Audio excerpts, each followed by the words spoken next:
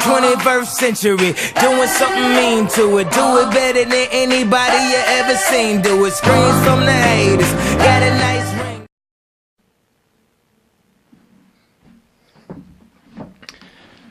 Hey, welcome to a special edition of Ordinary People. This is episode 10. We're going to talk about the NCAA tournament, ladies and gentlemen. Here's my bracket. Pretty messed up already. Yes, that's true. The picture at the beginning of the title screen, that is my father-in-law, and yes, he really did pick University of Maryland, Baltimore County to beat Virginia.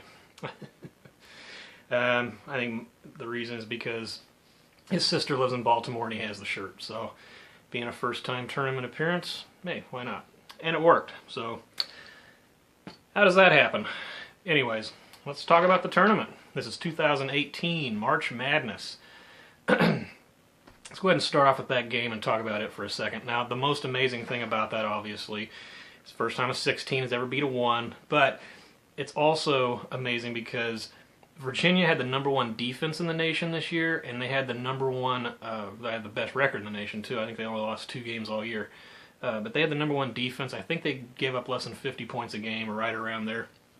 That's pretty amazing because when they got the ball inside to that center, or that forward, I didn't watch the whole game, but apparently he couldn't be stopped in the second half. He made like every shot he took, which was unbelievable because they were tied at halftime and ended up winning by 20. So, yeah, not only did they beat a #1, they were the overall #1 seed, #1 defense in the nation. I mean, they were tops in the nation most of the year as far as their ranking. But, yeah, they beat them by 20 points. It's not like it was a buzzer beater or a fluke shot or a last-minute layup or anything like that. So obviously that's the biggest stunner of the tournament so far, biggest stunner in, well, one of the biggest stunners in tournament history, especially in the first round. Moving right down, Creighton versus K-State. Yeah, I had K-State picked to win that for sure. Creighton does not play good away from home. K-State's got a good cast this year. Kentucky over Davidson. I know a lot of people thought that was a toss-up. I picked Kentucky. They won. Obviously, the next one is the other big surprise of the tournament. I picked Arizona to go and win several games. And they absolutely, for as talented of a team as they were, they could have matched up with any 2 seed, 1 seed, 3 seed in this tournament. They're a 4 seed. They basically just got their asses kicked by Buffalo. That was some of the best half-court defense I have ever seen in the tournament that Buffalo played. And Arizona they could not run their offense. They could not do anything. It was amazing. I know I say amazing too many times in podcasts, but it was. I don't know what's going to happen in this next game.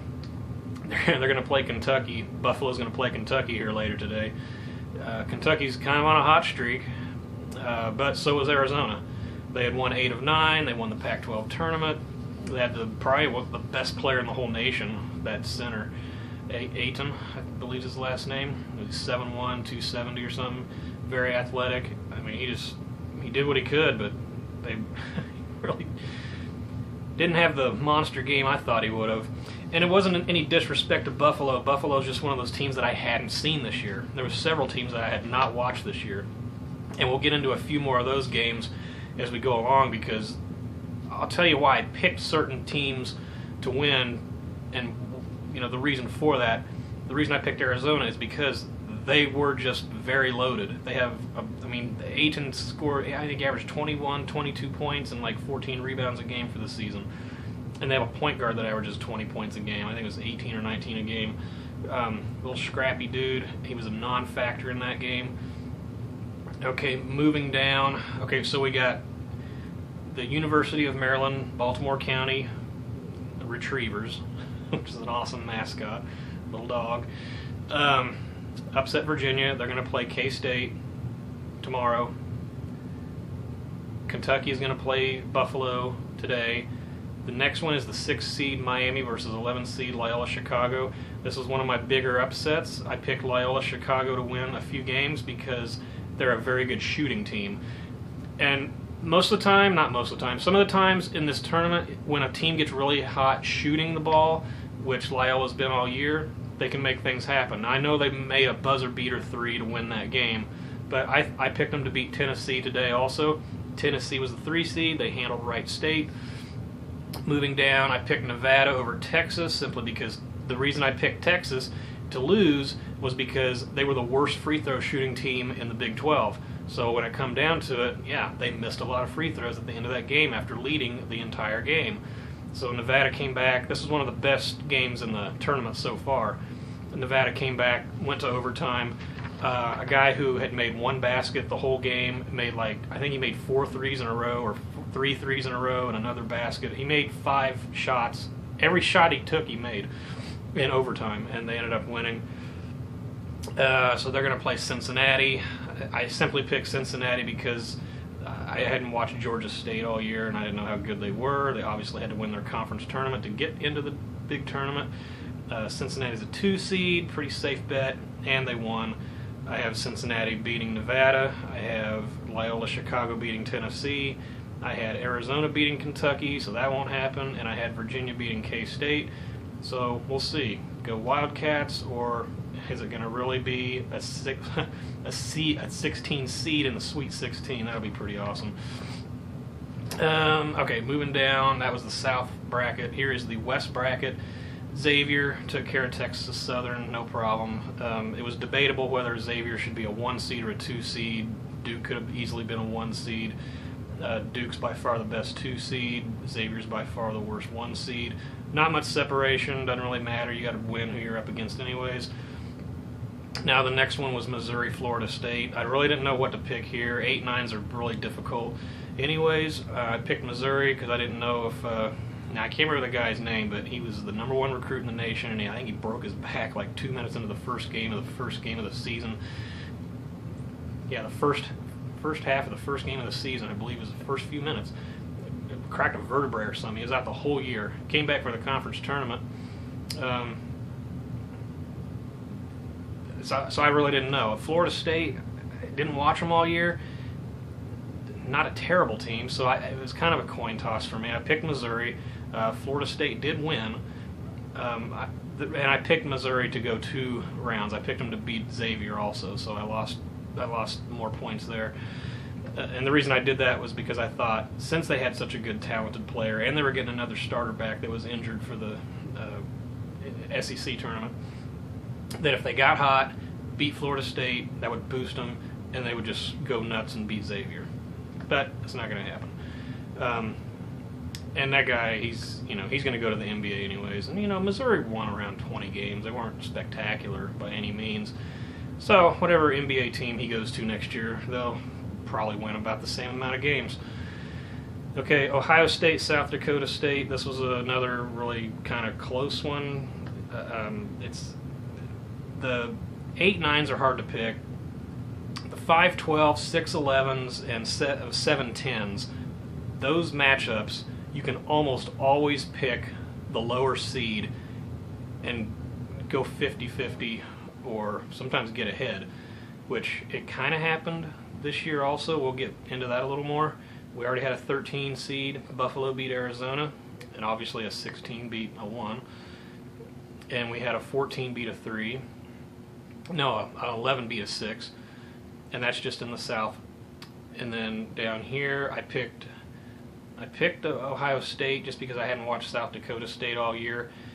And I know Ohio State, it was a coin flip for me because the last half of their season wasn't that good after being, second place in their conference most of the season. So I picked Ohio State. They won. They're going to play Gonzaga. That was a closer game than it should have been. But North Carolina Greensboro, they are a good team. They've gone a couple rounds in the tournament before. Sorry I'm not making eye contact, but I am reading, so forgive me. Put it on audio only, whatever suits you. And we're going to do a follow-up tomorrow on this. I don't know when these will be uploaded. Probably tomorrow, today, Monday at the latest. So watch these in order, please. This is the first round. The next one we're going to do is the second round, which is actually going to start up pretty soon here. And then we move down. I picked 11 seed San Diego State over Houston because they had a really good defense. That ended up not working out, but it was close. I mean, it was a last-second layup by Houston, the 6th seed, who was good. So it doesn't surprise me that they won. It's just I fucked that one up. So Gonzaga will play Ohio State, and then Houston will play Michigan. Michigan played really good. I mean, they won the Big Ten tournament. So yeah, it was a no-brainer to pick them over Montana. Now, here's a 7-10 matchup: Providence versus Texas A&M. I thought the SEC was really down this year. I know they got a lot of teams in, and some of them are advancing pretty nicely. But I just thought that Providence was going to beat Texas A&M, and they ended up not. So that's another one that I got wrong. And then I picked North Carolina over Lipscomb, obviously. North Carolina's very good, despite losing 10 games this year, which is really amazing. They usually don't, well, I don't want to say usually, but Duke and North Carolina and Virginia they're all in the ACC. So that shows you how loaded that conference was. So North Carolina's going to play Texas A&M tomorrow. That's the West Division. Moving over to the East Division, we have number 1 Villanova against 16 seed Radford. I picked Villanova to go to the Final Four just because I think that nobody else in this region will beat them, and especially the 2 seed, and we'll get to that in a second also. Virginia Tech and Alabama. This is a game where Virginia Tech is the 8 seed, Alabama is the 9 seed. I picked, and I said the SEC was weak, but there's a guy named Sexton that plays for Alabama. He's been hot in the SEC tournament. So that's why I picked them, because when those guys start going off, I mean, we've seen it with Wally Zerbiak, Allen Iverson. I'm pretty sure that's the only reason they let Oklahoma into the tournament. They were hoping Trae Young would go nuts and score 50 in a couple games or something like that. Obviously, we'll get to that because that's in the Midwest bracket at the bottom. But I picked Alabama to beat Virginia Tech simply because of that reason. And I think his name's Corey Sexton or Collie. I can't remember his name. Anyways, his last name's Sexton, but he's really good. And they did beat Virginia Tech. Now, the next game is a 5-12, which I typically would take a 12 over a 5, except the fact that it's West Virginia and Bob Huggins, and I know I watch them all the time. They played Kansas. Kansas is my team, my go-to basketball team. I watch all their games. I used to live in Lawrence. My dad used to teach at KU, so yes, I do follow them very closely. But West Virginia is good. They have a really, really good point guard. They have a really, really good team, and they have a really, really good full-court press and a coach that knows how to implement it. Huggy Bear, Bob Huggins. Now, Murray State is a team that I have picked in the past as an 11, 12, 13 seed, whatever, to upset teams, and they've done it. I just didn't think they were going to do it this year. Moving down, Wichita State versus Marshall. I hadn't watched Marshall all year. The reason I picked Wichita State is because they start 4 seniors and a junior. And typically when you have that many experienced players, it really matters when it comes to tournament play. I mean, you saw that with Mercer last year when they beat Duke. They beat Duke in the second round. Mercer had a starting 5 that had collectively won 90 games together. So there was such an experience gap between them and Duke that they just knew what to do, and that happened last year. And it sure as hell didn't happen this year with Wichita State. They lost to Marshall. So I had Wichita State going to the Sweet 16, but that's not going to happen. So it's going to be Villanova versus Alabama, and then West Virginia versus Marshall. And right below that is Florida versus St. Bonaventure. I picked Florida. They won. St. Bonaventure, sorry. I know it's a 6-11. I usually pick the 11. But Florida just, I don't know. They just appealed to me more. Didn't know anything about St. Bonaventure. Florida won, and they're going to play Texas Tech. I picked them over Stephen F. Austin. Texas Tech has first-team All-Big 12 guard, good offense. Right below that, 7-10. This is one of my upset picks. I almost always pick a 10 over a 7 unless it's special team. Butler always does good in the tournament. Arkansas does also. but I picked Butler and they won, so there's that. Now right below that is Purdue and CSU Fullerton. Yeah, Cal State University Fullerton. No clue. Didn't watch them all year. Purdue, watched them. They finished second in the conference in the Big Ten. They have two guys that are 7'2" and 7'3", and they both weigh over 280. They shoot the ball well. They play defense well. They get it into Haas, and he's really good. He's that 7'2", 290. He's a center. Here's the thing. Of course, they won by 25. He broke his elbow in that game, so he's out for the whole tournament now. So that changes how things are going to go. So that kind of makes my pick for Villanova to go to the Final Four all the more better. I don't think Texas Tech's going to beat Villanova, but we'll see. If West Virginia gets them, that's pretty cool too. It'll be interesting to see who comes out of this now. So let's move down to the Midwest bracket. Okay, number 1 Kansas over Penn.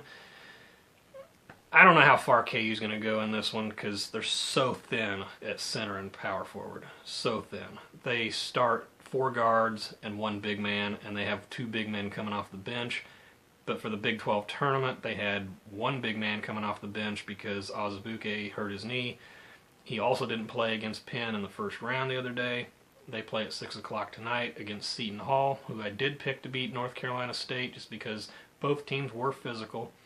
And I just wanted to go ahead and pick the American Athletic Conference team. It could have been a coin flip. The 8-9s, you never know who the hell's going to win those. So anyways, I imagine Azubuike will play today. I haven't gone online to see. But, yeah, it's really a coin flip how far they're going to go in this tournament because if they go up against a really physical inside team, they could foul the big men out and just do what they want to inside. KU's guards shoot a lot of threes, so if they go cold for a game, that could really just put them out. But they've been pretty hot lately. They won their 14th consecutive Big 12 regular season championship. They won the Big 12 tournament also, which I didn't have any idea if they would do that or not. I really didn't think they would. But they did. And with Azubuike being out, he's a 7'1", 280 center, led the nation in field goal percentage, blocks a lot of shots, gets a lot of rebounds. Mitch Lightfoot stood in as the starting center, and he performed very well. And Silvio De Sousa off the bench, only playing half the season, he's done excellent too. Without the play of those two, they wouldn't have won any games in the Big 12 tournament, and I guarantee that's the difference. And that was also well apparent against Penn, the 16 seed in the first round. Those Ivy League schools are always scary, man. I'd say of those 16 seeds, you probably would have initially picked Penn to be the best one, but right now it looks like Maryland-Baltimore County Retrievers definitely the best one. So, hey, that means KU and K-State will each get a chance to play a 16 seed in the tournament this year. Very cool. Yeah, like I said, Seton Hall beat North Carolina State. I picked that. So KU plays Seton Hall tonight. Clemson over New Mexico. Clemson, they were ranked in the top 25 most of the year. They got a pretty good team. I picked them. Again, going against my theory, a 12 over a 5. But New Mexico, just didn't see it. I did pick Charleston to beat Auburn, and fucked that one up. Auburn won. Auburn couldn't get out of their own way against Alabama in the SEC tournament, and I really just didn't think they were that damn good. And I know that pisses Charles Barkley off, but look at his bracket. Okay, Syracuse was a play-in game, so they almost didn't make the tournament, but they did make the tournament because of how good they've done in the tournament in the past. I believe that's the only reason they let them in. But they had to do a play-in game to get to the round of 64. And TCU, I know, and this is another reason, this is my 11 over a 6 pick, which I do often.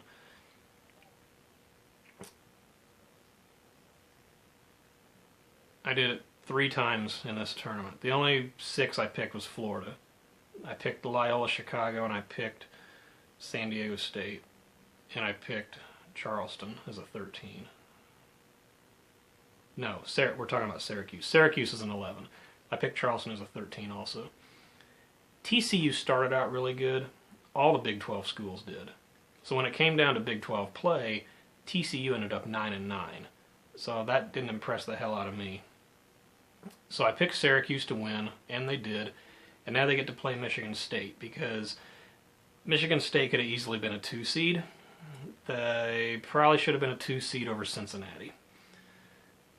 So they beat the shit out of Bucknell yesterday. Just in case you're wondering, my wife asked me last night, where's Bucknell? I had to look it up. I thought it was New York. They're in Pennsylvania. So in case you're wondering, there you go. Okay, Rhode Island over Oklahoma. What a controversy this became. Why did Oklahoma make the tournament? They lost 12 of the last 16 games to finish the season. They have one of the best players in the nation, Trae Young. There for a while, he was averaging 31 points and 11 assists and 5 rebounds a game towards the end of the season. I think he finished the season averaging 28 or 29 points and 9 assists and 4.5 rebounds a game. One of my buddies, James, he's a huge Oklahoma fan, and even he said, man, he's like, it's just him and 4 dudes standing around.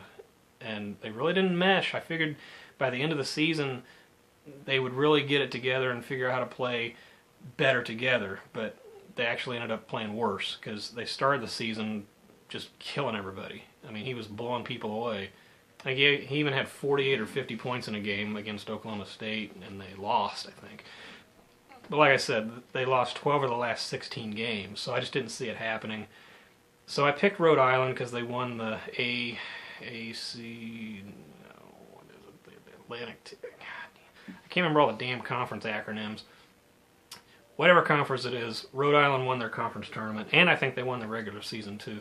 So I went ahead and picked them, and that game went to overtime, so it was a really fun game. That was the game that tipped off the tournament, so I downloaded, I recommend the TuneIn radio app. It's been really nice. There's so many of these damn apps that you download and you got to jump through hoops to get anywhere. This one I downloaded is called the TuneIn for Android. I'm sure you can get it on iPhone. I don't know, but I was really happy with it. You can listen to any game, and so I listened at work while I was working, and obviously, and it was a good time. It was fun. Okay, Duke over Iona. Like I said, Duke should have been a 1 seed, in my opinion. Iona, sorry you drew Duke, but I knew you weren't going to win. Got Duke going quite a ways here. So Duke's going to play Rhode Island, Syracuse, Michigan State, Clemson, Auburn, Kansas, Seton Hall. So there you have it. I'm not going to tell you who I picked to win all these next games until we get to it tomorrow. But until then, players first. And believe me, John Calipari's book, I haven't read it. But we'll tune in next time. Until then, have a good time watching the tournament. Happy St. Patrick's Day. I'm wearing all black. Oh well, who cares? See you tomorrow. You might think you've peeped the scene. You haven't. Okay, so this is part of our special edition March Madness podcast for episode 10, Ordinary People. Got the pillow out with all the grandkids, and my father-in-law has a special, not announcement, but it's like a special addition to this podcast. Check out the t-shirt, University, Maryland, Baltimore County. Retrievers. Yeah, made the biggest upset in tournament history, one of the biggest sports upsets in history. And so I thought, we got to do a podcast on this. So you picked them. And they won. Well, once in a while I get lucky. Still Once in a can't while. believe it. And your sister Betty lives in Baltimore. Yes, she does. And you just happen to have the t-shirt. Well, actually, she did live in the Baltimore area, and then she moved further south. So Okay. I said, I need some inspiration from back east, because I'm not really tuned in to what happens back there. So she sent me this T-shirt, How long ago was that? a couple years ago. Okay, so this is not just last night. Yep. I've been thinking about this for a while. And this is their first tournament appearance that I'm aware of. In fact, I didn't even know that university had a basketball team until yesterday. Well, I'd kind of forgotten because I thought that's University of Missouri. Then I couldn't get the BC to go. But then it occurred to me. It's University of Maryland, Baltimore County, so it's a little strung out. But yeah, so you just thought, hey, what the hell, right? Well, let's make the pick. You don't get it if you don't go for it. That's kind of my philosophy on basketball. So I mean, I don't know how many people picked them, but you did, and it happened, and it worked. And so far, the people I've talked to about it, they think it's probably the most incredible thing they've ever heard. Well, as far as the tournament goes. I just wish I knew what the odds really were. I'd put some money up on this. Well, funny you should mention that. My friend Brent Boydston, I went to high school with him. He played football at K-State. He said an $800 bet would have won you $16,000. Well, it's money I could have used. Could have used that to, finance something. Yeah, awesome. Anyways, it is St. Patrick's Day. This is in conjunction with the other half of this podcast, or the other 75-80% of the podcast that I did covering the entire first round of the tournament. It's still St. Patrick's Day. We're drinking Guinness Extra Stout because, yeah, how could you not? And I got to tell all my K-State fans, good luck, because I know you're motivated, and I know that the Retrievers are too. So once again, dogs versus cats. So we'll see what happens. I looked in that bracket, and the top 8 teams, I think 5 of them were upset. There was a lot of them upset, yeah. And there was a lot of them that were misseeded. Clearly that Virginia was overly misseeded. That's what I thought. No, I don't think Virginia was misseeded. I think that this was just something amazing that happened because Virginia had the number 1 defense and the number 1 record. They only lost 2 games all year. And they won the conference and the conference tournament with North Carolina and Duke in it. Well, I think they must have read things wrong, Paul, because they said they only average giving up 54 points a year. This is not only the highest they've given up, but they managed to barely score 54 themselves. Yeah. So that was nuts. I had mentioned to one of my friends that I think Duke could have been a 1 seed and a Cincinnati. Why were they a 2 seed? 2 seed. Michigan State could have been that 2 seed. Duke could have been the 1 seed over Xavier. Xavier could have been that 2 seed. I don't think Xavier's going to win tomorrow, but we'll see. Who knows? That's why we play it. That's right. You don't know until you line them up. That's right. So anyways, here you go. University of Maryland, Baltimore County pick over Virginia. Virginia Cavaliers. He still doesn't believe it, but and it happened. He didn't consult me either, so. No, he didn't. I mean, I'd have told him what to do. Yeah, my kids looked at my first round and made their brackets last night. So I'll probably lose to all of them, but not Dr. Al here. And the funny thing is, you're a math teacher, so you went completely against the odds. I understand odds in some things. There's times to do that. In fact, I want to forward this to some of my ex-math teacher colleagues. Sure. The ones that coach basketball. I'll give you the link. You send it to them. Yeah. Just so you know, all these kids play basketball. And if they don't yet, they will. They have or will or do. That's right. Have, will, and do. All 3, yeah. Well, no, I've got pictures of some of the younger ones playing. Yeah. Yeah. Cool. Anything else? Nope. I'm just proud to be part of this, and just let my sons and my son-in-law know that maybe I'll listen to the old man once in a while. Not very often, but once in a while. 1 out of 135 times, I guess. Probably so. Because that's the only time the 16s beat a 1. All right, cool. Thanks for tuning in. And this is Ordinary People, episode 10. Thanks for tuning in for Double Digits.